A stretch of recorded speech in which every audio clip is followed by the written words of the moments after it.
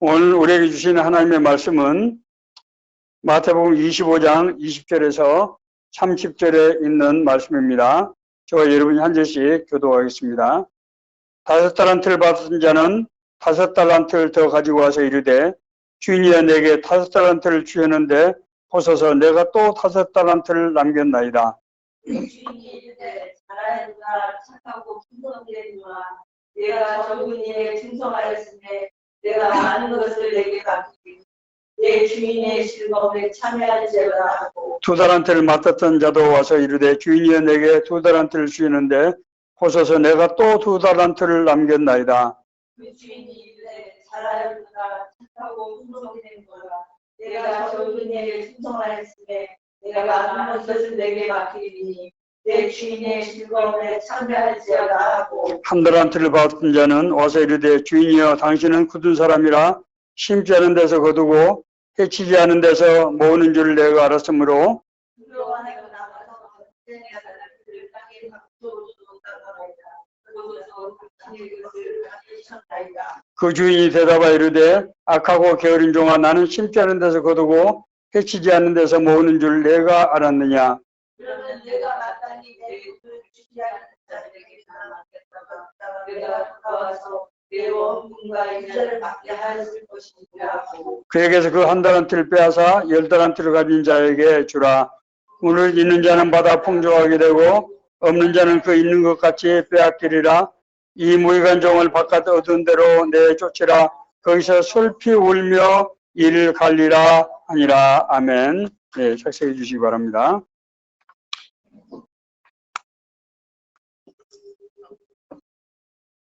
오늘 본문의 배경은 예수님께서 천국에 대한 3가지 비유 말씀 중에 2번째 말씀에 해당되는 비유입니다. 첫 번째는 등불을 들고 신랑을 맞이하는 10처녀의 비유로서 5처녀는 기름을 준비하고 5처녀는 기름을 준비하지 않았는데 신랑이 갑자기 와서 기름을 준비하지 않은 처녀들은 혼인식장에 들어가지 못했다는 얘기가 기록되어 있습니다. 세 번째 비유는 양과 염소의 비유입니다. 인자가 자기 영광으로 올 때 모든 민족을 구분하되 양과 염소를 구분하는 것 같이 하리니 양은 예수님께서 줄이실 때 먹을 것을 주고 병들었을 때 돌보고 옥에 갇혔을 때 와서 돌보아준 그런 사람들이고 염소는 그렇게 행하지 않는 사람이라고 성경은 기록하고 있습니다. 그러면서 지극히 작은 자에게 한 것이 곧 나에게 한 것이다. 예수님께서는 그렇게 말씀을 하고 있습니다. 두 번째 얘기가 오늘 본문 달란트의 비유입니다.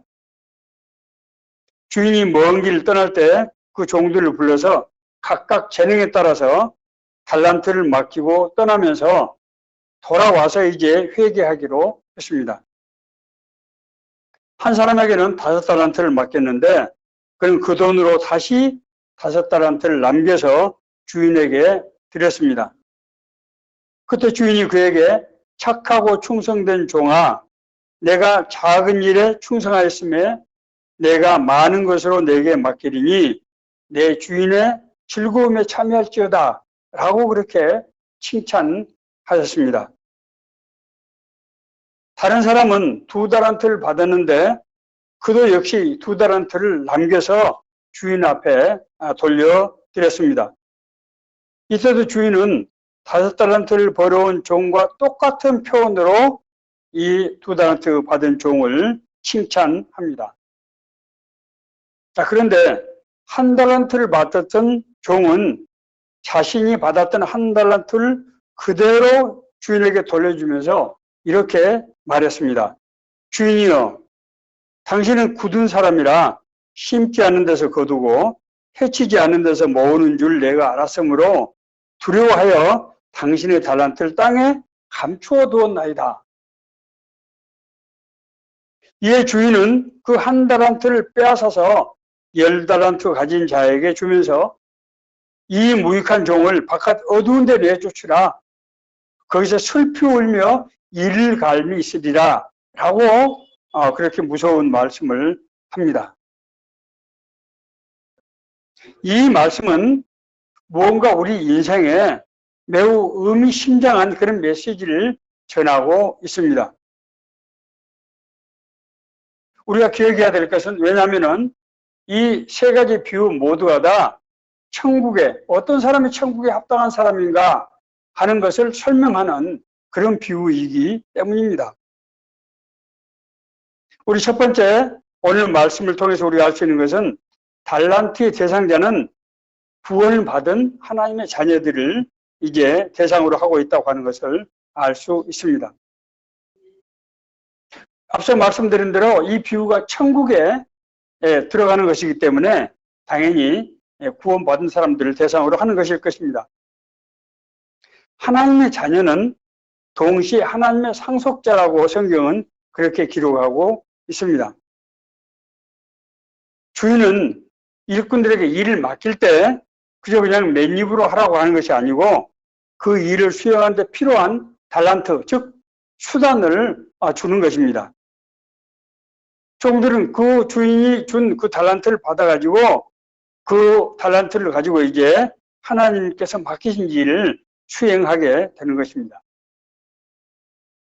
우리가 하나님의 자녀라는 의미는 단순히 하나님을 믿는 사람이라는 의미 이상의 뜻이 있다고 하는 것을 제가 여러 차례 말씀드린 바 있습니다.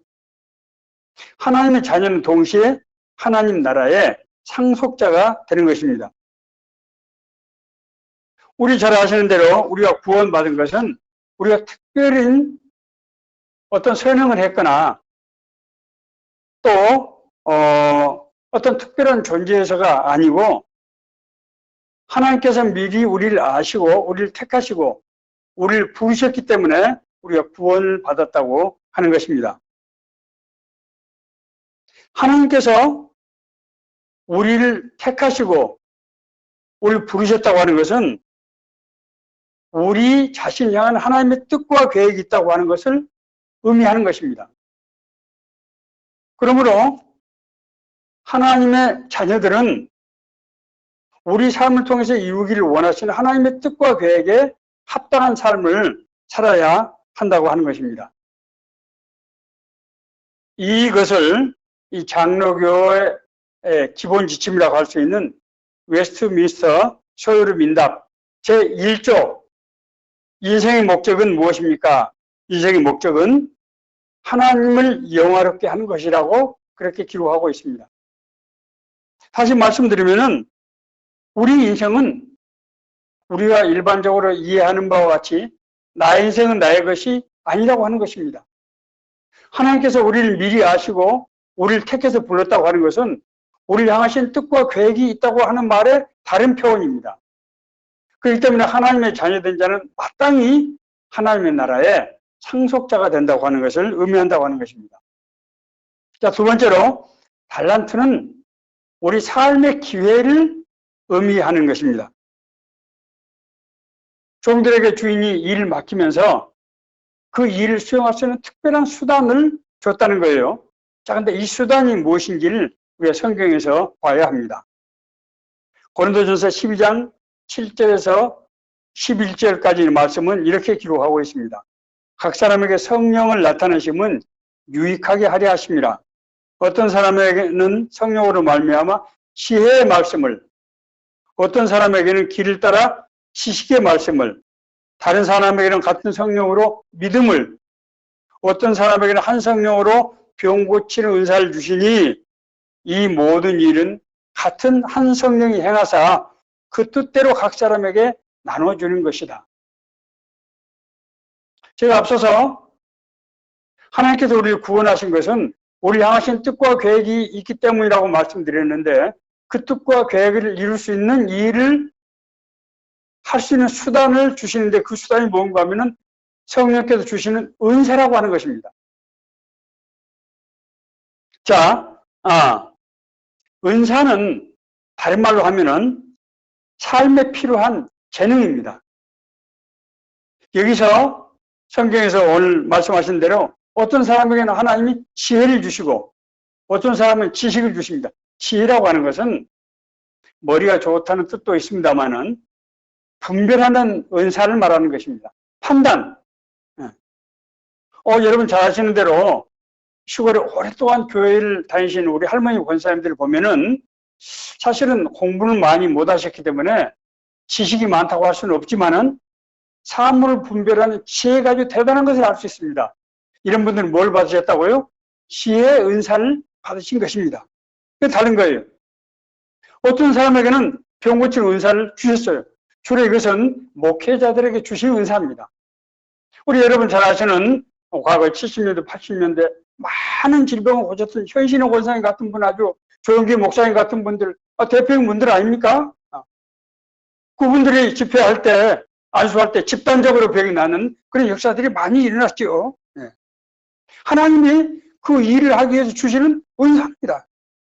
그것만 있는 게 아니에요. 어떤 사람에게 능력 행함을, 어떤 사람에게 지도력을, 어떤 사람에게 가르치는 은사를, 다양한 은사를 하나님께서 주시는 것입니다. 그리고 그 은사를 받은 사람은 그것을 가지고 인생을 살아가는 거예요.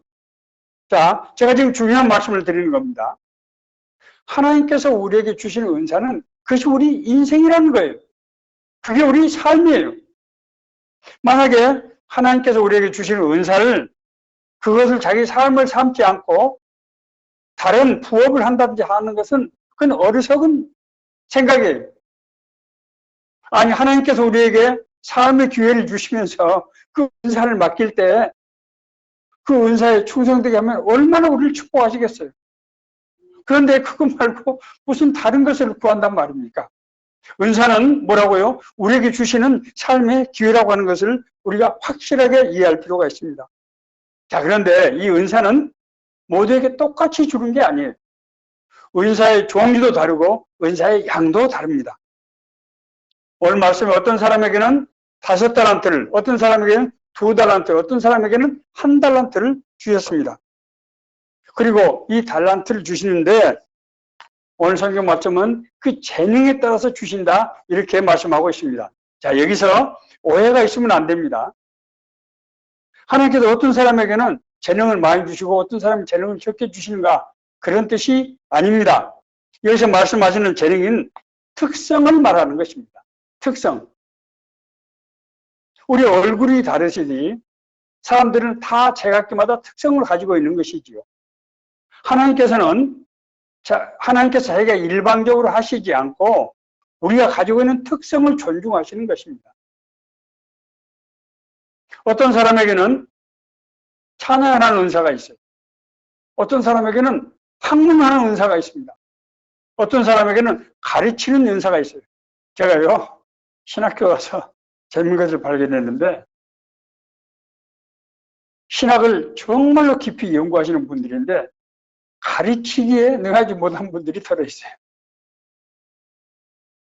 이런 분들은 정말 그분이 가지고 있는 지식을 우리가 캐내야 되거든요. 왜냐하면 이분은 전달하는 은사가 조금 부족한 분이에요. 성경에 보니까 나중에 가르치는 은사와 지혜 지식 은사가 다르다고 하는 걸 제가 발견하고 그렇구나 하는 생각을 하게 됐습니다. 하나님께서는 우리 각자의 특성이 맞는 개성이 맞는 대로 은사를 주신다는 거예요.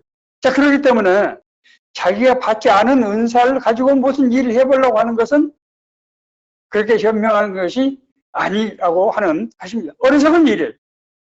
하나님께서 주시는 대로 하면 됩니다. 왜냐하면 그것이 우리 인생이기 때문입니다. 하나님께서 우리에게 은사를 주실 때 우리에게 맡겨주신 대로 물으시는 거예요. 자, 5달란트를 받은 사람이 5달란트를 남겨왔지요.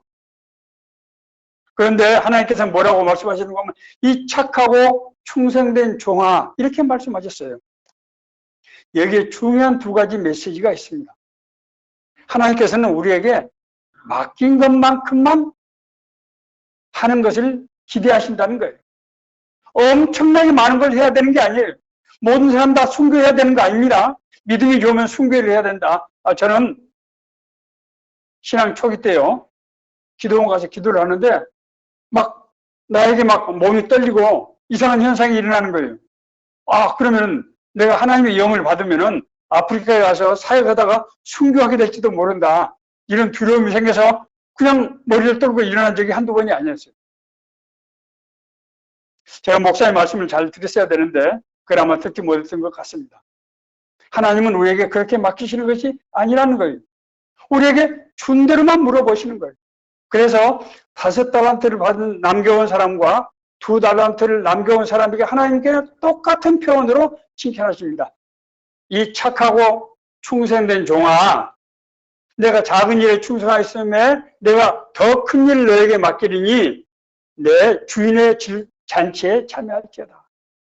자, 두 번째로 하나님께서 우리에게 주시는 달란트는 그게 전부가 아니라는 거예요. 오해하시면 여러분 안 돼요. 하나님께서는 처음에는 작은 것을 주시고 그 다음에 자기가 해온 만큼 더 주시는 거예요. 아, 우리 이것을 이제 한자 성어로 이소성대 이렇게 말합니다. 작은 것을 키워서 큰 것을 만드는 거예요. 하나님께서는 처음부터 우리가 감당할 수 없는 큰 짐을 맡기시는 것이 아니고 처음에는 아주 작은 일, 사소한 일을 맡기시고 그것을 해 잘하면은 점점 더 큰 것을 주어서 나중에는 정말 우리 모두가 다 바라는 크고 위대한 일을 하게 하신다고 하는 것입니다. 여기서 남긴 달란트는 우리 믿음의 열매를 말합니다.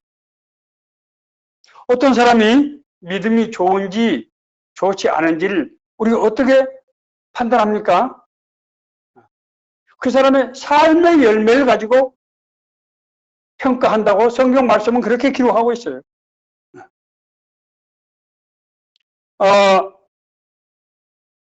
하나님께서는 우리에게 맡기신 것만큼만 우리에게 물으시고 우리가 그것을 성실하게 했을 때 그 배를 우리에게 주시는데 이 모든 이 열매를 통해서 하나님께서 하나님의 나라를 이루신다고 하는 것입니다.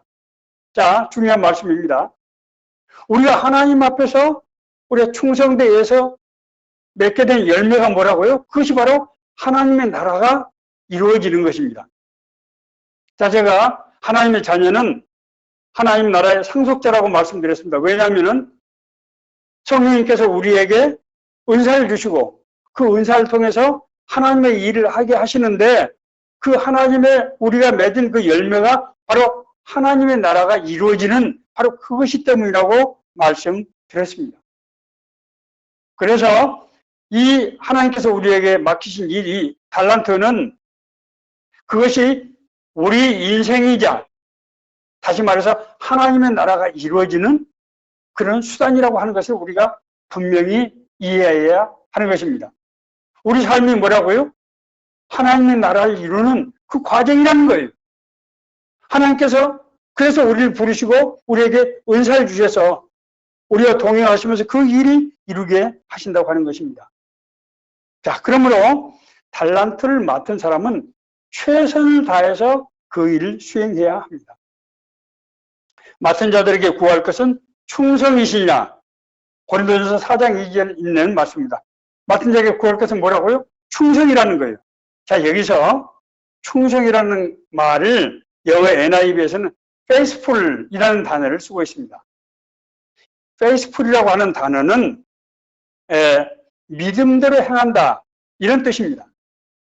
죽기 살기로 했다는 뜻이라기보다는 믿음대로 행한다, 믿음에 행함이다 이런 뜻입니다.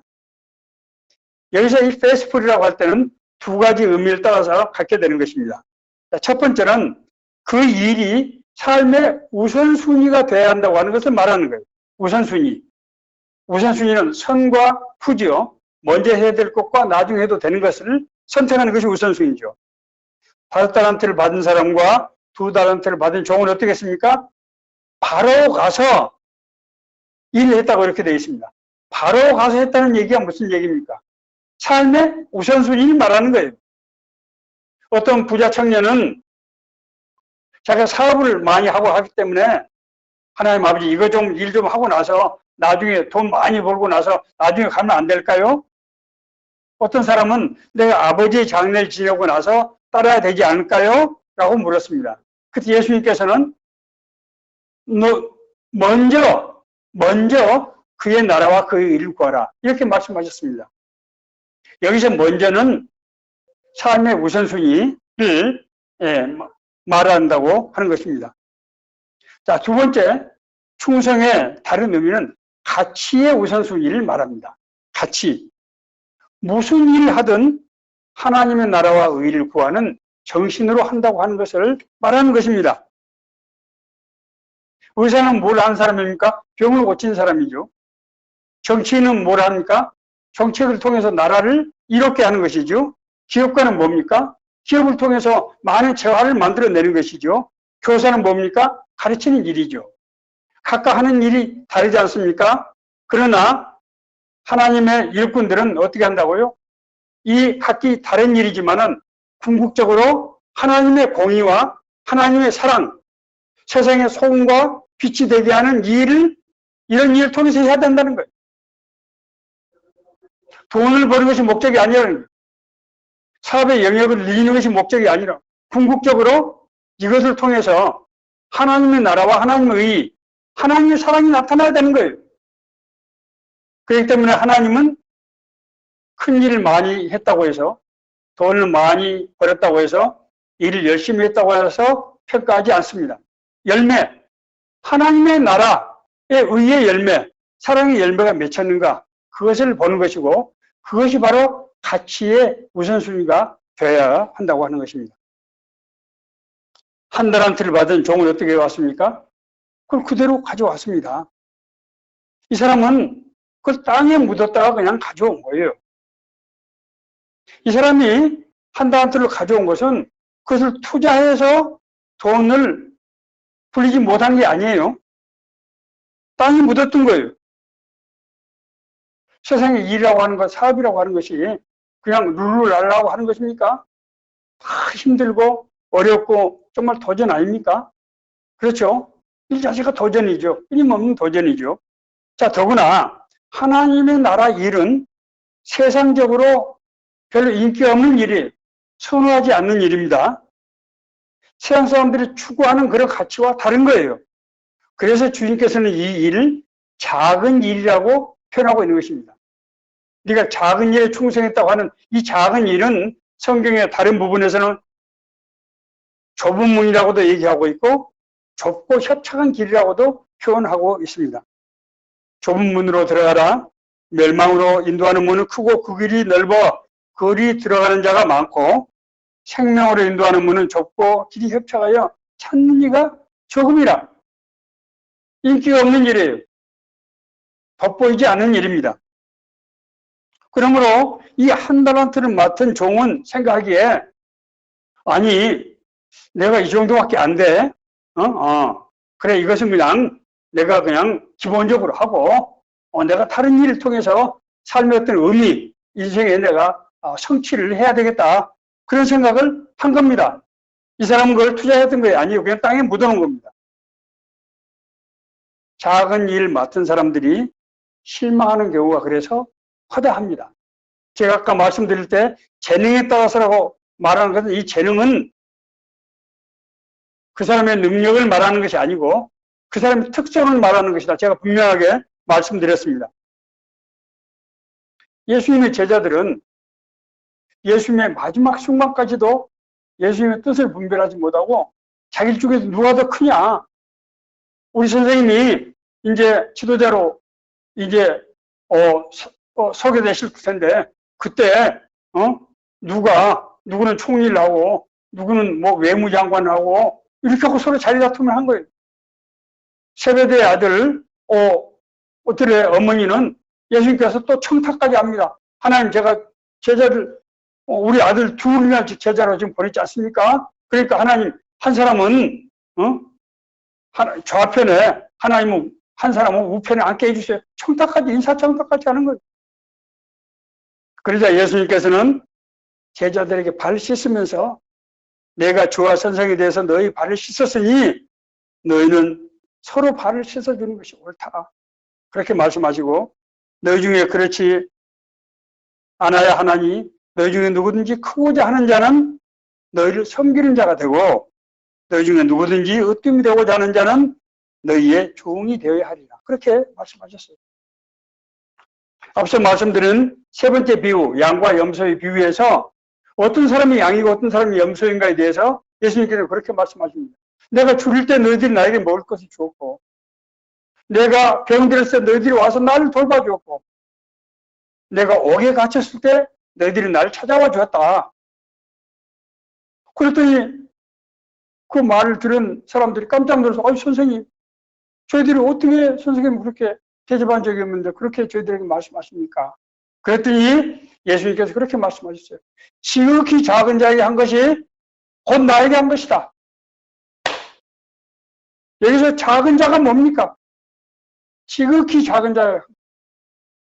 하나님의 사랑과 애정이 들어있지만은 세상적으로 볼 때는 별 볼 일 없이 보이는 그런 일들, 크게 빛이 이름이 안 나는 일들, 크게 권세와 돈이 생기는 일이 아닌 일들. 그러나 그 일을 통해서 죄 가운데 가서 몸부림치는 영혼이 하나님의 자녀로 삶이 회복이 되고, 그래서 하나님이 영이 간에서 함께 하셔서 정말 주님과 동행하며 교제하며 교통하는 삶을 통해서 그 삶 가운데 하나님의 나라가 이루어지는 엄청난 일, 그걸 겨자씨라고 해서 비유하고 있는 거예요.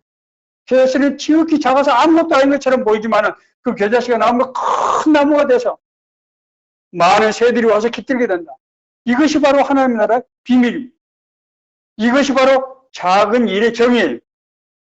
세상 사람들은, 이 한 달한테 받은 사람은 이 작은 일의 의미, 한 달한테의 의미를 깨닫지 못하고 있었던 것입니다. 따라서 한 달란트는 작은 것이 아닙니다. 작은 것이 큰 것이라고 하는 것을 상징적으로 보여주는 것이 바로 한 달란트라고 하는 거예요. 만약에 이 한 달란트를 받았던 사람이 한 달란트 투자해서 돈을 다 잃어버렸다. 그러면 주인이 어떻게 말했을까요? 이는 죽일 놈이라고 말했을까요? 그렇지 않았을 것입니다. 왜냐하면 이 한 달란트는 양을 상징하는 것이 아니고 달란트를 대하는, 하나님의 말씀을 대하는 사람들의 태도를 의미하기 때문입니다. 이것은 양이 아닌 질의 문제이고 가치의 문제이고, 이것은 결과가 아닌 동기의 문제를 말하고 있는 거예요. 무슨 결과를 얼마나 많이 내느냐 하는 것을 하나님은 보시는 것이 아니고, 이 사람이 얼마나 성실하게 믿음으로 순전하게 했는가 하는 그 과정을 보시는 것입니다. 자, 말씀을 정리하려고 합니다. 하나님께서 우리에게 맡긴 달란트라고 하는 것은 그것이 삶 자체라고 제가 말씀드렸습니다. 자, 그러면은 우리의 삶은 무엇으로 평가를 받는 것일까요? 제가 지난번에 한번 제가 인용을 한 적이 있습니다. 성경 말씀은 요한복음 이제 3장 후반부에 보면은 예수님께서 하나님 세상을 이처럼 사랑하사 독생자를 주셨으니 이는 저를 믿는 자만 멸망치 않고 영생을 얻게 하려 하심이라, 그 말씀을 하시고 나서 하나님의 언약의 말씀을 믿는 자는 구원을 받지만은 구원받지 못한 사람은, 믿지 않은 사람은 구원받지 못하게 되는데, 그 하나님의 약속을 믿지 않아서 구원을 받게 되지 못한 사람이 어떤 운명에 처하는가 하는 것을 성경은 기록하고 있습니다.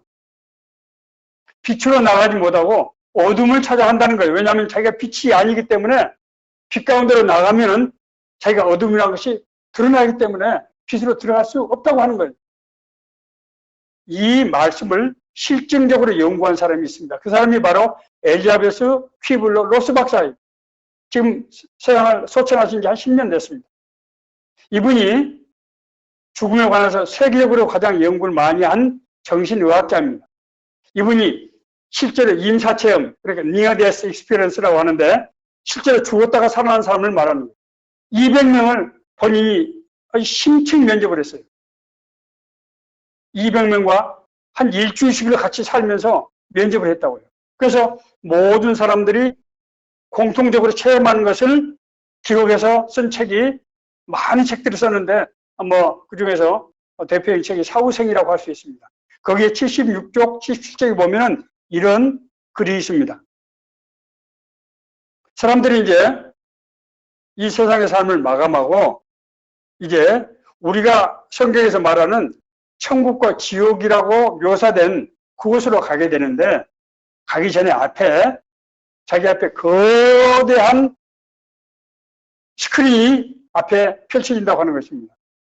그리고 그 스크린에게 자기가 평생 동안 살아가면서 했던 말과 행동들이 아주 빠른 속도로 지나간다고 하는 거예요. 그리고 거기에 나타난 결과대로 자기가 갈 길이 정해진다고 하는 것입니다.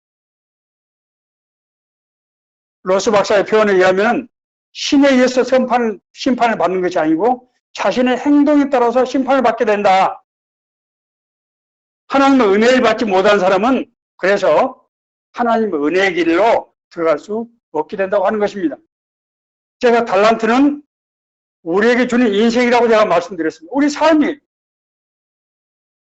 하나님께서 우리를 구원하신 것은 우리가 구원받고 거듭난 삶, 다시 말해서 하나님의 뜻과 계획을 이루기 위한 삶이라는 거예요. 그렇기 때문에 우리를 미리 아시고 우리를 택해서 우리를 부르신 거예요. 우리가 구원받은 것은 우리가 선행을 했기 때문이나 아니면 우리가 운이 좋아서가 아니고 하나님의 의도에 의해서 하나님의 계획에 의해서 우리를 미리 지정하시고 택하시고 우리를 부르셨다는 거예요. 이것은 우리를 통해서 이루기를 원하시는 하나님의 나라와 의의가 있는 것인데 그걸 뭘 통해 하면 우리 인생이 바로 그것이라고 하는 것입니다. 그렇기 때문에 우리 인생 가운데서 하나님의 뜻대로 행하지 못한 사람은 결코 비치진 하나님의 빛 가운데 들어갈 수 없다고 하는 것입니다. 이 악하고 게으른 종아, 이 어두운 데서 일갈미 있으리라. 무슨 말씀입니까? 정말 목사가 입에 올리기 어려운 무서운 말씀 아닙니까? 말씀을 이제 마칩니다. 오늘은 사실은 2021년 9월 오늘이 5일인데 지금으로부터 27년 전인 1994년 9월 5일 제가 속해 있는 직장인 선교회 모임을 창설한 바로 그날입니다. 저는 1990년 1월 19일 날 제가 새벽에 일어나서 하나님의 음성을 3번 들었습니다. 그 음성이 오늘 마태복음 25장에 나와 있는 바로 이 말씀, 작은 일에 충성하라는 말씀이었습니다. 저에게 하나님께서 3번 반복해서 이 말씀을 해주셨습니다. 새벽 4시에서 5시 사이였는데 제가 그 당시에 굉장히 어려운 일이 있었기 때문에 기도하기 위해서 무릎을 막 꿇었는데 위에서 천정에서 음성이 들려왔어요. 아주 분명하고 또렷한 목소리로 작은 일에 충성하라 이렇게 들렸어요. 3번 반복해서 들렸습니다. 그 뒤로 저에게 이상한 일들이 일어나는데 1990년 5월에 그해 5월에 제가 경제개혁에서 국무총리실로 옮기게 됐고 국무총리실에서 제가 성경공부 그룹을 만들어서 가르치던 중에 BBB를 설립한 최봉호 대표, 최봉호 형제를 만나게 돼서 3개월 동안 성경 공부를 하면서 제가 직장 성경의 비전을 제가 배우게 되었습니다. 그래서 제가 그 다음에 1년 동안 준비를 해서 94년 9월 5일 BBB 공무원 모임, 오늘날 세종로 모임을 창설했습니다. 창설할 때 40명의 회원들이 참여를 했는데 대표적인 사람들이 핵심 인물들이 최봉호 형제를 비롯해서 박성식, 서병조, 강필구, 이현주, 장학기, 정은주, 김현숙, 안금희, 박태문, 서현희, 이은영, 이종희, 이종일 이런 사람들이었습니다. 그 뒤에 1996년도 1월 달에 영등포 모임을 개척을 했고 영등포 모임은 바로 이어서 남인천 모임과 공학 모임을 그리고 구로 공단적 모임을 개척을 하거나 아니면 연합해서 개척을 했습니다. 1996년 같은 해 5월 달에는 서부 모임, 은평 모임을 개척을 했습니다. 그리고 1997년도 그 다음에 3월 7일 날 북부 모임을 지금 노원 모임인 북부 모임을 개척을 했고 이 노원 모임에서는 의정부 모임과 수의 모임을 개척을 했습니다. 이후에 이제 99년도 12월 27일, 99년도 말에 건대형 모임, 그 당시에 동부 모임을 개척을 했습니다. 이후에 이제 비비세운호 모임은 과천 모임, 종강 모임, 세종시 모임, 목포 모임, 이런 모임들을 개척하는데 핵심적인 리더들을 보내거나 아니면 연합해서 이런 모임들을 개척을 했습니다. 그때 우리가 가지고 있었던 비전은 4가지입니다. 첫째는 생애 순장을 육성하는 것입니다. 일생 동안 살아가면서 삶 속에서 하나님의 말씀을 가르치고 제자를 세우는 그런 사역자, 그런 목자 되는 순장의 삶을 살게 하는 것입니다. 일생 동안. 두 번째로 2일터가 바로 선교 현장이 되는 2일터 선교의 모형을 저희들이 구축하는 것이었습니다. 세 번째로 제자 육성을 통한 선교 전략입니다. 저희들은 직장에서 일하는 그런 직업인들이기 때문에 많은 일을 전도하기는 쉽지 않습니다만은 직장에 있는 동료들을 하나님의 자녀로 그리고 그리스도의 제자로 만들어서 그 한 사람 한 사람씩을 제자로 세워가는 그런 전략을 했습니다. 네 번째로 이런 모든 것을 통해서 평신도가 삶 가운데서 하나님의 나라를 이루는 평신도 사역시들 여는 그런 샘플이 되기를 그런 꿈과 비전을 가지고 살았습니다. 지난 27년 동안 비비세운호 모임을 통해서 많은 사역자들이 여기를 이제 지나갔습니다. 아직까지 현재도 27년 지난 시점도 많은 사역자들이 아직까지 그들의 삶의 현장에서 아니면 교회에서 또 개인적으로 하나님의 복음을 전하고 제자 삼는 삶을 살고 있습니다. 오늘 작은 일에 충성하라고 하신 이 말씀이 이분들 모두에게 하나님께서 새로운 힘을 주시고 인도하시고 하나님께서 주시는 이 언약의 말씀이 우리 BBB 사역과 모든 우리 동역자들 가운데서 이루어질 수 있기를 간절히 바랍니다.